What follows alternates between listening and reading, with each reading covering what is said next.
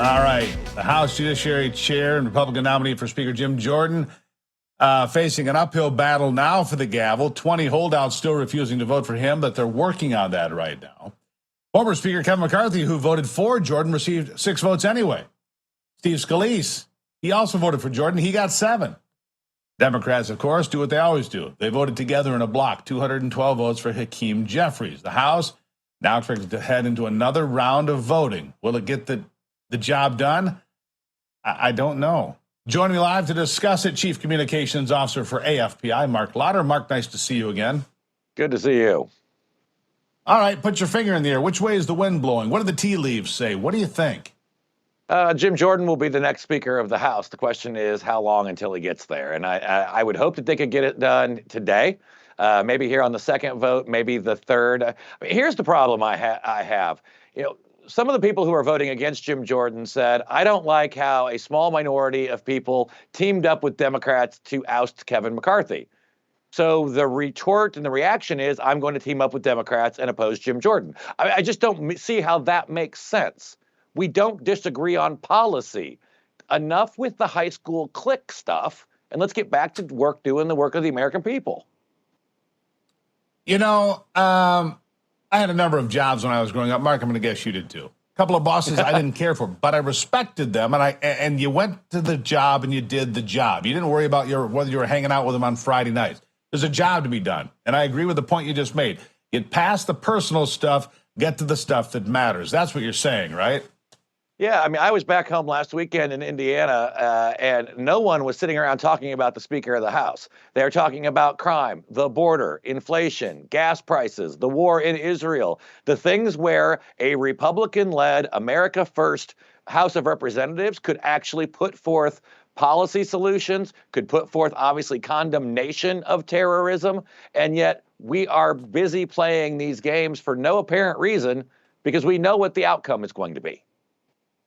I'm guessing they were also talking about Notre Dame, but, that's Indiana this time of the year. A little bit, like something like that, yeah. a little bit, yeah. Look, we've got serious problems. I was just talking to Matt Rosendale of Montana just before you came on. Energy, the border, $33 trillion of debt. I mean, there are reasons that people wanted to move past Kevin McCarthy. There are reasons people are concerned about the future financial stability of this nation. It's the greatest loss of wealth in the history of the world, $33 trillion, and we keep giving it away. We borrow it and give it away. It's reckless on every level. The Democrats will do it all day long, some Republicans too, but we need to clean up our financial act.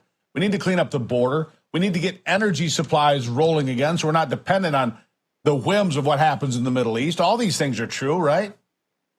Absolutely. And look, when we get to this point next year, no one is going to be talking about who the Speaker of the House is or whether the Speaker of the House was elected on the second ballot, third ballot, 15th ballot, whatever the case may be. They're going to go to the polls. And when you look at all the polls out there, conservatives are favored by double digits on every major policy issue that there is in our country. Not a single one of them is in Joe Biden and the liberals' favor. So why don't we start passing some policy and remind the American people who actually has the answers to these situations? But you can't do it if you can't get your house in order. You can't even talk about it because all the mainstream media wants to do is talk about this. Absolutely true. You make a great point. 3 votes, 5 votes, 15 votes. It doesn't change the size of the gavel.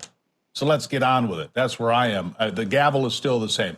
Mark Lauder, always appreciate you stopping in, sir. Thank you. Good to see you, sir. Always. We'll get back to the news after a quick break and a message from our sponsor, My Patriot Supply.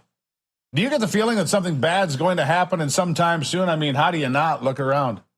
But between the distractions and smoke screens in the media, we probably won't see it coming. It'll be a surprise. Gotcha.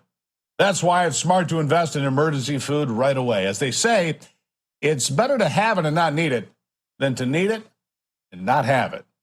My Patriot Supply is the nation's leader in high-quality emergency food. Head to the website, preparewithrav.com, and you'll save $200 on your 3-month emergency food kit from My Patriot Supply.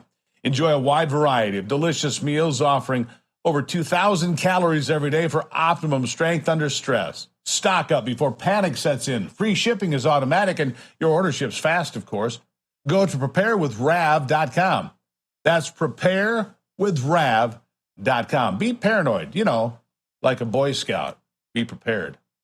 All right, after the break, we'll talk with Abraham Hamilton III about Israel and the war in Gaza and the potential risk to the United States and the border.